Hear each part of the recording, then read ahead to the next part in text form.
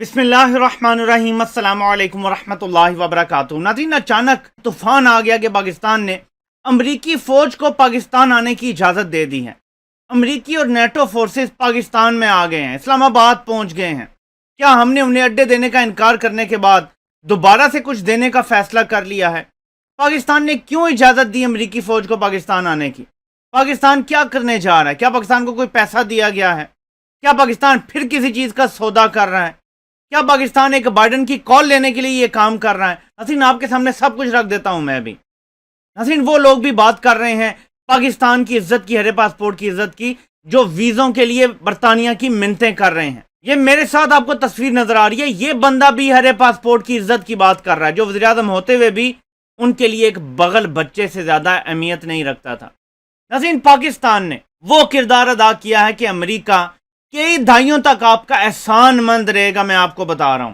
हालांकि अमेरिका की दोस्ती किसी के लिए अच्छी नहीं है, लेकिन अब जो हो रहा है ये सोशल मीडिया का दौर है। इसमें आज़ाद मीडिया बहुत ज़्यादा हो चुका है। ये चीज़ें अब छुपाई नहीं जा सकती। अमेरिका के अंदर सेनेटर्स, अमेरिका के अंदर बैठे हुए थिंक टैंक्स अब ये बातें करने लगे हैं कि पाकिस्तान के जर्नल ठीक बात करते थे। जनरल कियानी ने 11 साल पहले 2010 में ओबामा के सामने जो चीज़ें रखी थी वो 100% दुरुस्त साबित हुई हैं। जिसमें ये नकली आर्मी जो बनाने की कोशिश थी, इसके बारे में बताया था ये नहीं खड़ी हो सकेगी, और बहुत कुछ उन्होंने इसमें बताया था ओबामा को। लेकिन ओबामा ने मजीद फौज भेज दी और इस कन्फ्लिक्ट को लिंगर ऑन किया मजीद 10 साल के लिए। वो सब दुरुस्त साबित हुआ है। नाज़रीन, पाकिस्तान ने अमरीकी फौजियों की जानें बचाई हैं। मैं थोड़ा सा बैकग्राउंड आपको बताऊं, फिर आपको बताता हूं कि वो पाकिस्तान क्या करने आए हैं, क्या हो रहा है, मुस्तकबिल क्या है, क्या रहेंगे पाकिस्तान, आगे चले जाएंगे, और ये जरूरत क्यों पड़ी। बैकग्राउंड समझ लें। अमेरिका का CIA का सरबराह आता है, मुल्ला अब्दुल गनी बरादर से मिलता है अब से एक हफ्ता पहले, और वो मिन्नत समाजत करता है कि हमें 31 अगस्त के बाद भी यहां रहने दिया जाए।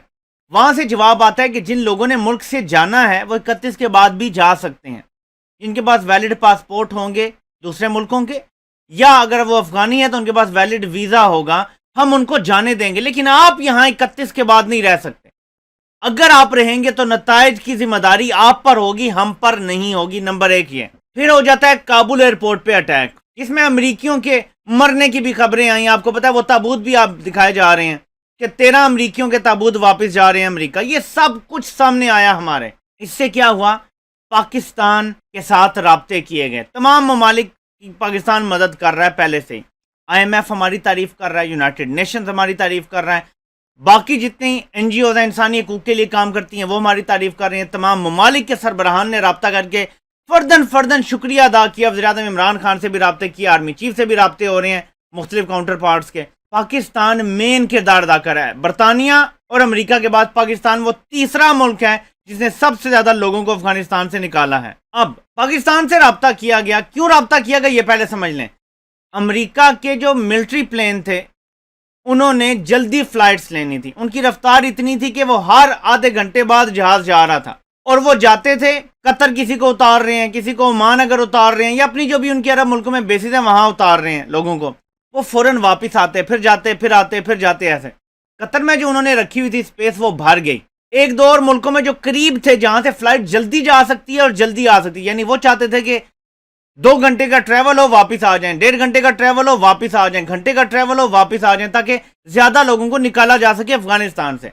उसमें उन्होंने 5 मुख्तलिफ अमेरिकन एयरलाइंस को कहा कि आप भी लोगों को पिक करेंगे और अमेरिका पहुंचाएंगे जिन्होंने अमेरिका जाना है, लेकिन वो एयरलाइंस अफगानिस्तान नहीं जाएंगी, ये याद रखें। तो वो जो कमर्शियल एयरलाइंस थी उन्होंने अफगानिस्तान नहीं जाना था, बल्कि जिन दूसरे मुल्कों में लोगों को अफगानिस्तान से ला के वक्ती तौर पर ठहराया जा रहा था वो एयरलाइंस वहां से लोगों को पिक करेंगी और लेकर जाएंगी।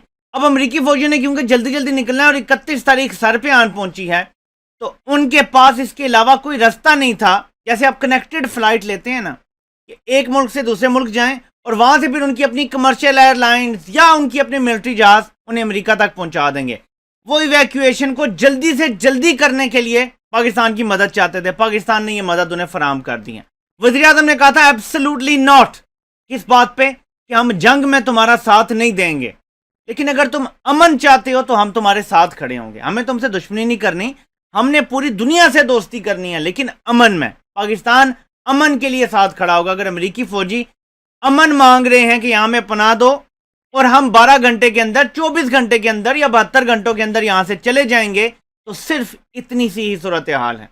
امریکی فوجی یہاں آ کے ٹھہریں گے, کوئی پہلے 12 گھنٹے میں جا چکے ہیں آلریڈی, کوئی بیلجیم پہنچ گئے ہیں, کوئی یہاں سے ہو سکتا ہے ڈائریکٹ امریکہ جائیں, مختلف ایسے ملکوں میں جائیں جہاں سے انہیں پھر امریکہ جانے میں آسانی ہوگی. لیکن اگر فلائٹ ڈائریکٹ بیلجیم جاتی تو بہت زیادہ وقت لگتا تھا, اس جہاز کو واپس آنے میں ڈبل وقت لگ جاتا, اور اتنا وقت نہیں ہے امریکہ کے پاس. اور پاکستان کیونکہ قریب ترین ملک ہے, سیف ترین ملک ہے, اور پاکستان کے ساتھ کوارڈینیشن بھی بہترین چل رہی ہے, تو اس لیے پاکستان سے یہ مانگا گیا اور پاکستان نے یہ دیا. اس میں کوئی اڈے نہیں دیے جا رہے, کوئی ڈو مور نہیں کہہ رہا پاکستان کو, بلکہ ہم نے اپنی ٹانگ امریکہ کے اوپر رکھ دی ہے. 20 سال ہمیں ڈبل گیم کا تانا دینے والا امریکہ ہماری منت سماجت کر رہا ہے. پاکستان آج دنیا کا سب سے اہم ملک ہے. صوفی برکت کی بات پھر یاد آتی ہے کہ پاکستان کی ہاں اور نہ میں اقوام عالم کے فیصلے ہوں گے. آج پاکستان دنیا کا اہم ترین ملک اس لیے بھی ہے کہ ساری دنیا یہ سمجھتی ہے کہ طالبان پاکستان کو اپنا ایلائی سمجھتے ہیں, دشمن نہیں سمجھتے. اور پاکستان اور طالبان اگر ایلائی ہیں, یہ جو بلاک بن رہا ہے پاکستان کے اس میں سب سے کلیدی کردار ہوگا. دنیا یہ سمجھتی ہے کہ سارے کارڈ اس ٹائم پاکستان کے پاس ہیں.